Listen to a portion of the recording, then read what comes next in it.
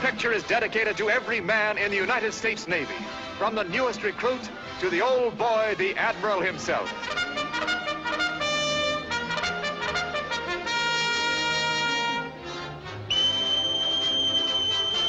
All hands on deck.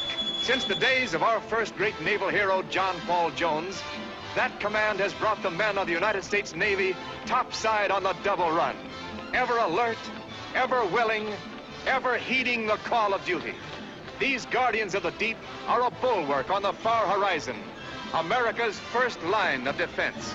But before a lad's a sailor man and fit and able to tell a binnacle from a bosun, he's quite a lot to learn. The Naval Training Station for recruits at San Diego.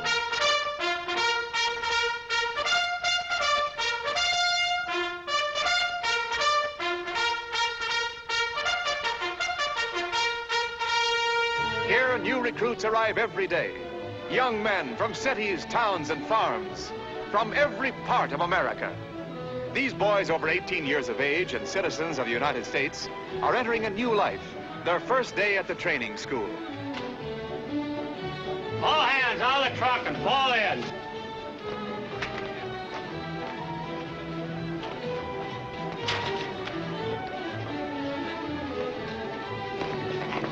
Hey, look. Yeah, must be boat drill. No, that's not what I mean. The water. Is that the Pacific Ocean? Well, it's not the Atlantic. In San Diego, buddy. It couldn't be the Mississippi, could it? Gosh. All right, fellas, pick up your gear and follow me. You know, as soon as I get my uniform on, I'm going down there and take a close look at that ocean. You mean to say you never saw an ocean before? No, I never saw any water to speak of. Well, we had a mud hole for the cattle once, but it dried up. My name's Potter. I'm from Kansas. Mine's Benson. How are you? You stick close to me, Candace. I can show you plenty about boats. Yeah, I used to say I'm old man's yacht lots of times. I've been around boats most of my life. Worked on a coal barge on the Erie and shipped out of Boston on a tanker. I even sold peanuts on a ferry boat, working my way through high school. No kidding. Yeah. All for one thing. Navy. Thousands of recruits building strong bodies. During the first few weeks, young men often gain from 8 to 10 pounds. Exercise and healthy appetites contribute to each man's fitness for the job ahead. So the old boy put me in dry dock, practically scuttled, you might say. He didn't put it just like that, did he, Bill? Well, it's the same thing. Just think. Me, Bill Jennings, the best chief petty officer that ever upped an anchor, flattered my beam ends. A landlubber. It's disgraceful. Look, Bill, the same old story we've been over it 100 times. Whenever you get in port and find out you have to stay a while, you consider it a personal insult. Well, that's why I've said no every time you've been around long enough to ask me. A girl doesn't want a husband who's 2 jumps ahead of a flying fish. Joanne! Joanne, don't shove off in the storm. Joanne, darling,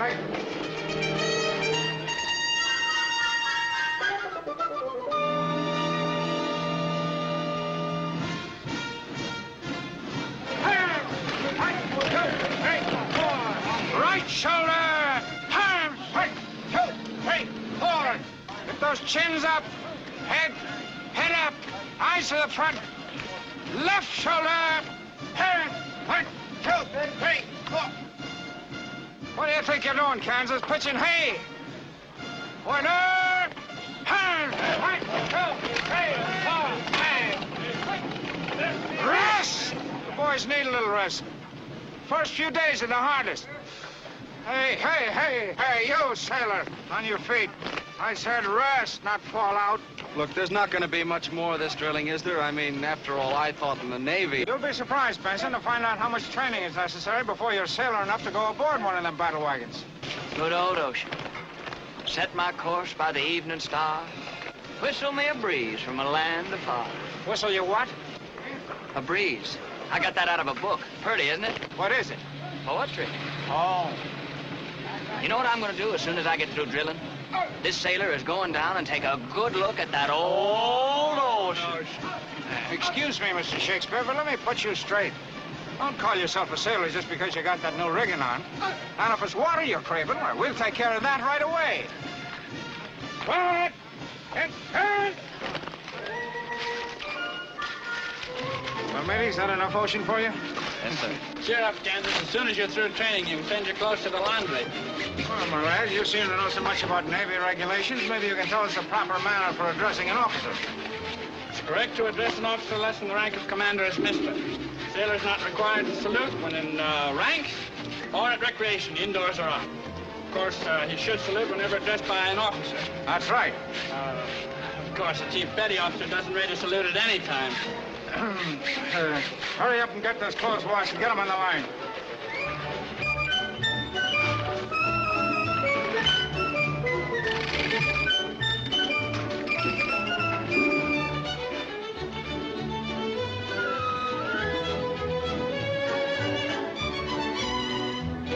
All right, hoist away your clothesline.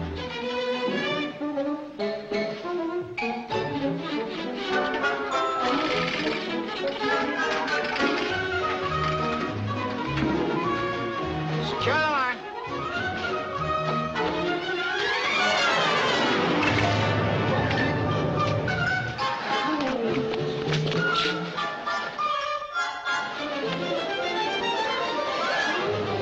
I must have slipped, sir. Must have slipped, Chief. Must have slipped. Now, man, this is called the engine order telegraph. It indicates the direction and the speed of the engines, the wheel with which the ship is steered, the compass, the course and direction of the vessel. Not only do the enlisted men learn the business of being a sailor, but each man in the Navy can select a surprising number of other trades and crafts. Typewriting and secretarial work. Photography classes are popular. Boxing instructions are every sailor's opportunity.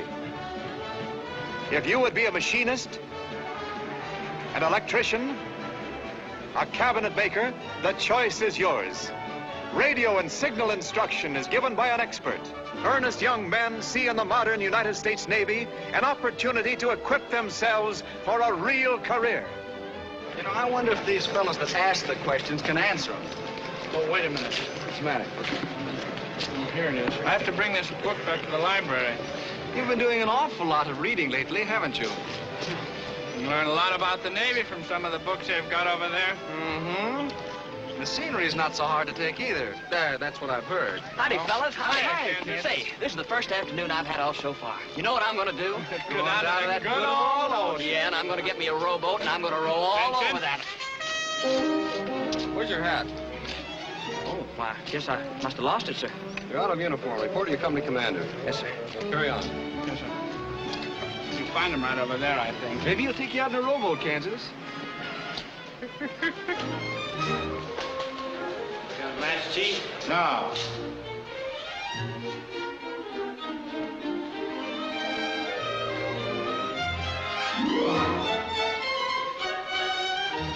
Hello, Mr. Jennings. Oh, hi. See you in the squad room, Dan.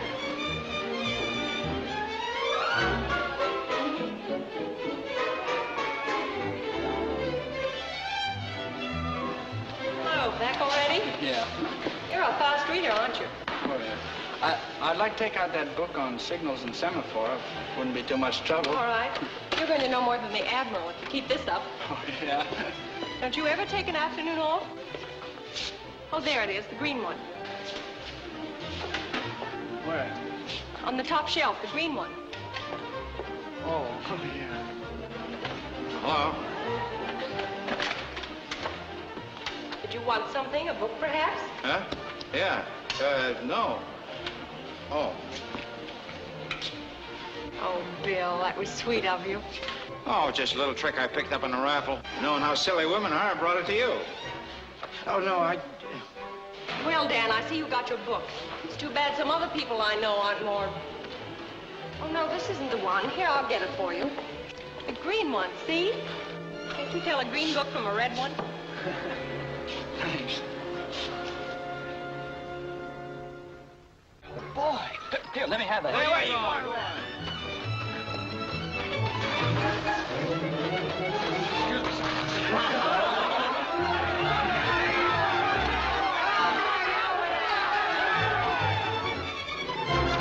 you going? Get out of ranks here. What's the idea? idea of getting in here. You people go ahead with your work. Hey, fellas! Hey, fellas! Look here! Quick, now! Hey, look here! Look what I got. It's the most wonderful news in the world. Look here. Look here. That we can all go deep sea fishing. Isn't that wonderful? Here, let me read it to you.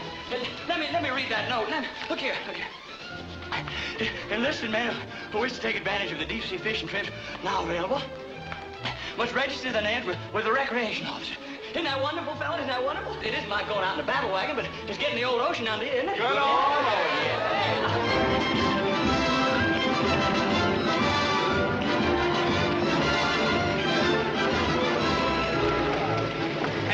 Kansas, come here quick. I want to show you something.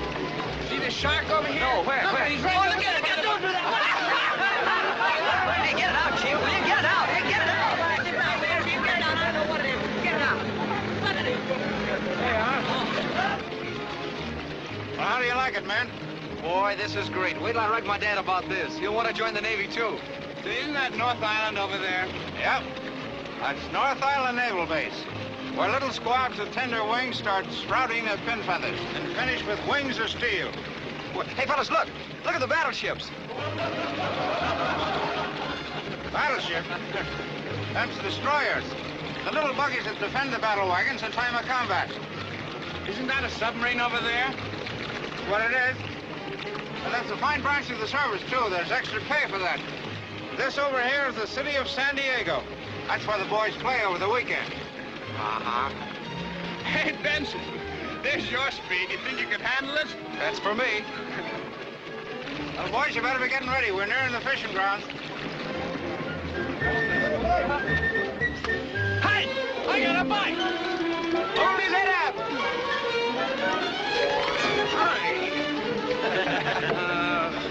He got away. Hey, took your line with him, too. You'll find some more leaders and hooks in my kit there. Okay. Which one? The blue one.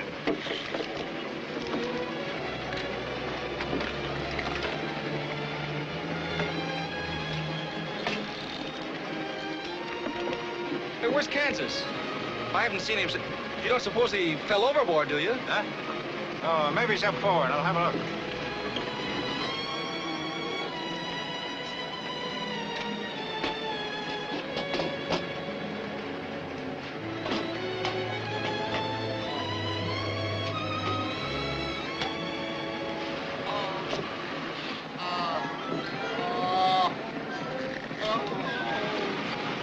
What's the matter, lad? Does it get you?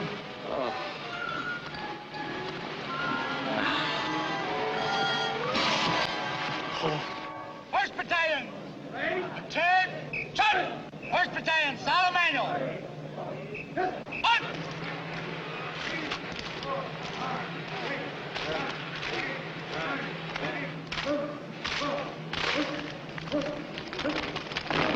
United States Naval Training Station, San Diego, California. 20 August, 1940. Subject, training cruise. 1.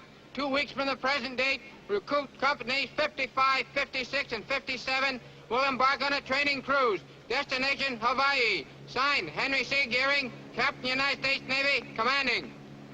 Company commanders, take charge and dismiss your companies. Yes! Yes!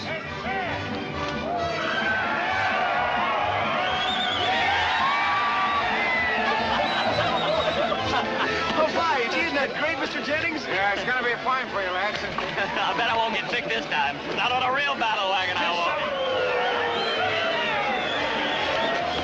Did you hear that, Joanne?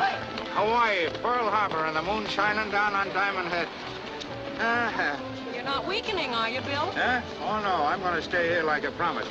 This cruise wouldn't mean any more to me than 8 bells to a mackerel. Bill, if I were a Navy man, I guess I'd hate to be in dry dock, too. Gee, no wonder those boys are happy. I was talking to Dan yesterday. Oh, so young Howell's been around for more books, has he? I suppose you helped him pick him out, too. Now listen to me, Bill Jennings. If you're going to be jealous of every...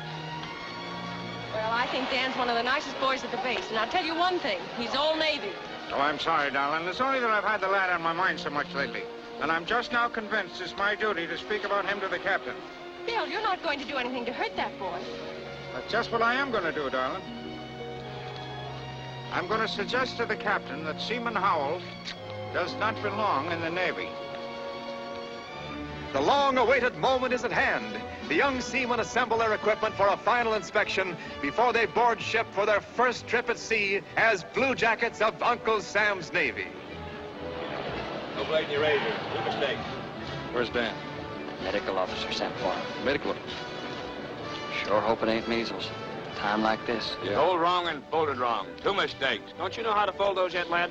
No, sir. Yes, sir. Can you read the numbers on this color chart? No, sir, I can't. You're right, Mr. Jennings. This lad is totally colorblind. That's a tough break, lad, hitting the reef. But you know yourself you can't have fair sailing unless you're sound and shipshape. What would you do if you were watching the signal flags for the Admiral?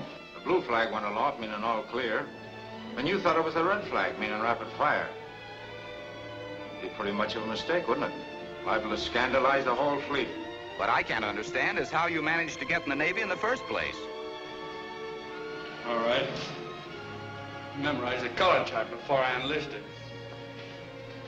Can you blame a guy for doing it? All I ever wanted was the Navy. Their last parade before boarding ship.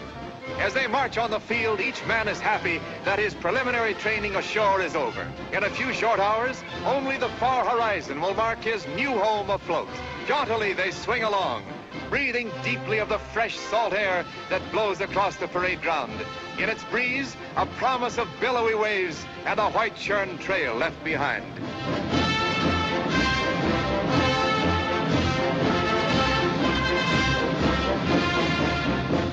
It's the last one, matey. No more parades. Step smartly now.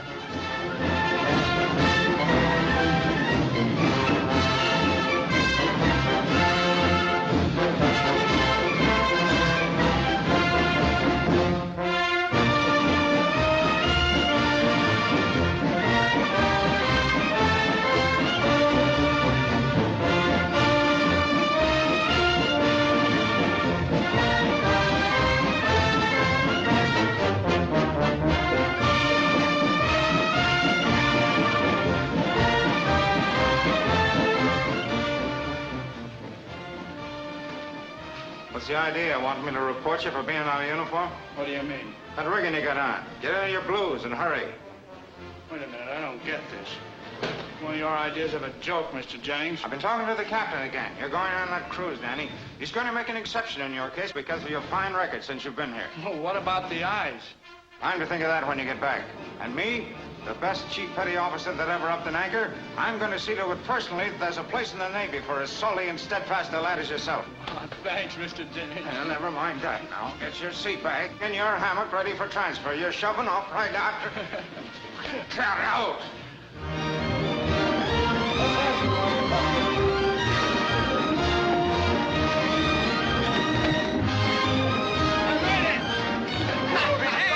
Come on, kid. Hey, Danny. We didn't think you were going to make it. Where you been? I thought you had measles.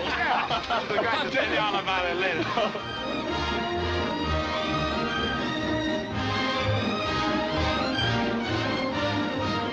I'm glad the lad made the ship. So am I, Bill. I know how he's feeling, too. He and the other boys. You know, it's a great thrill you get when you board ship for the first time. The deck rolling smooth and easy under your feet is solid and sound. And somehow it comes to you that it's more than just steel and timber. It's part of the nation. Yes, sir? When you're afloat, no matter what hemisphere, longitude and latitude don't seem to figure into it. It's part of your country, that deck. And then one night when you're standing watch out there all alone, under the blue sky with the bright stars shining down on you, you get to thinking of all those that have stood watch before you, under that blue ensign with its white stars like the night. On down the line as long as there have been American ships afloat, those decks have heard the steady footsteps of those who love and serve the sea. But their country first of all. So to the American Blue Jackets, fair sailing always. as they carry the honor and tradition of a mighty Navy over the waters of the world.